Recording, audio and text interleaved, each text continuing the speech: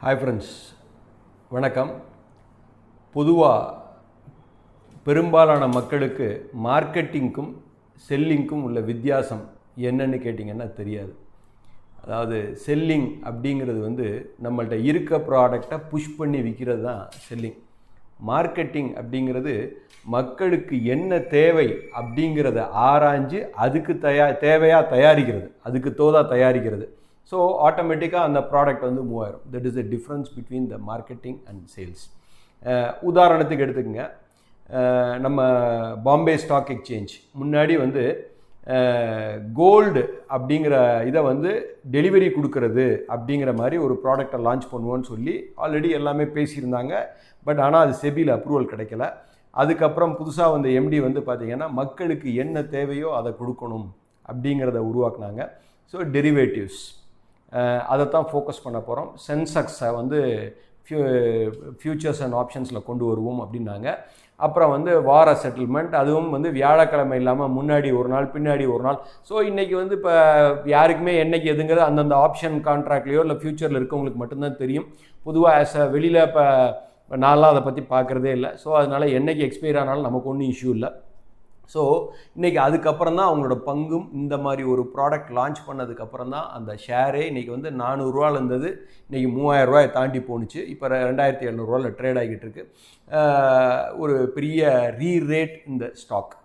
So ஆனால் தே செல் derivatives. அது சூதா அப்படின்னு கேட்டிங்கன்னா அது சூது தான்.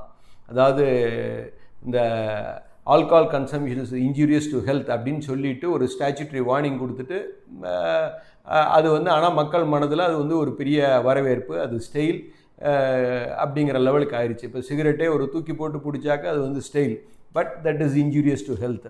ஆனால் இன்றைக்கி we are not doing any சீர்திருத்தம் நடத்தலை, we are giving statutory warning, we are a business people அப்படின்னு எல்லாம் சொல்லிவிட்டு they are making money.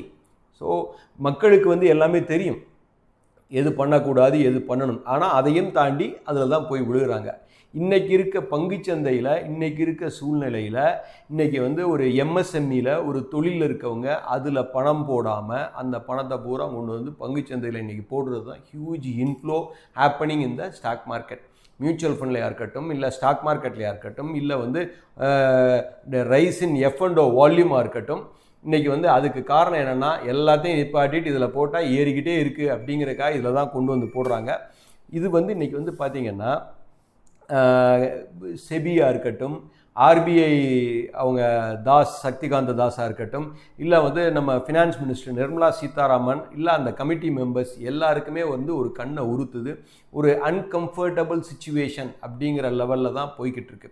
But அதே டயத்தில் சக்திகாந்த தாஸ் என்ன சொல்லியிருக்காங்கன்னா, கிட்டத்தட்ட மார்க்கெட் கேப் கிட்டத்தட்ட 5 ட்ரில்லியனை விட கூட இருக்குது. பட் நம்மளோட எக்கானமி ஜிடிபியை விட கூட தான் அது 130% இருக்குது. அதாவது market cap to GDP ratio. So அந்த ஜிடிபி கிட்டத்தட்ட $4.15 ட்ரில்லியன் அப்படிங்கிற லெவலில் இருக்குது. எல்லாமே ஸ்ட்ராங்காக தான் இருக்குது. எக்கானமியை பொறுத்த வரைக்கும் நல்லா இருக்குது அப்படிங்கிற லெவலில் ஒரு கமிட்மெண்ட் கொடுத்துருக்காங்க.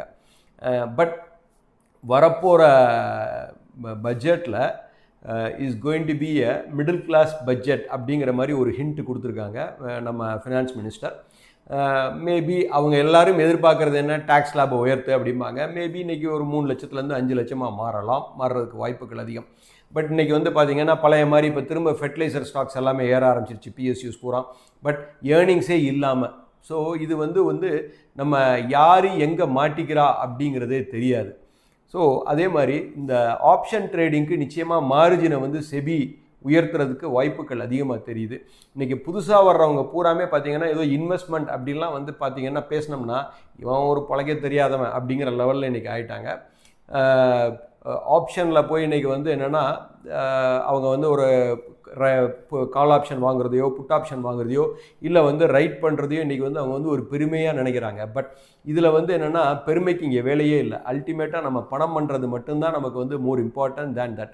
ஆஸ் பர் செபி டேட்டா பார்த்திங்கன்னா 81% மக்கள் percentage of the trades end up in loss அப்படிங்கிறதா சொல்கிறாங்க. கிட்டத்தட்ட only success rate is only 11%. So இன்றைக்கி எல்லா officials and bureaucrats and politicians எல்லாருக்குமே பார்த்திங்கன்னா இது ஒரு பபுள் ஜோனாக உருவாகக்கூடிய நிலைமை வருமோ அப்படின்னு ஒரு பயம் எல்லார் மனதிலையும் எங்கே கொண்டு போய் நிப்பாட்டுவாங்க, எங்கே போய் இது நிற்கும் அப்படிங்கிறது தெரில. வண்டியை ஆரம்பிச்சாச்சு, வண்டி நல்லா போய்கிட்டு இருக்கு, அமோகமாக போய்கிட்டு இருக்கு. பட் எங்கே போய் லேண்ட் ஆகும் அப்படிங்கிறது இன்றைக்கி வந்து தெரியாத புரியாத புதிராக இருக்குது. நிச்சயமாக இன்றைக்கி வந்து மார்க்கெட்டுக்கு சாதகமான பட்ஜெட்டாக இருக்கிறதுக்கு வாய்ப்பில்லை அப்படிங்கிறது என்னோட அபிப்பிராயம்.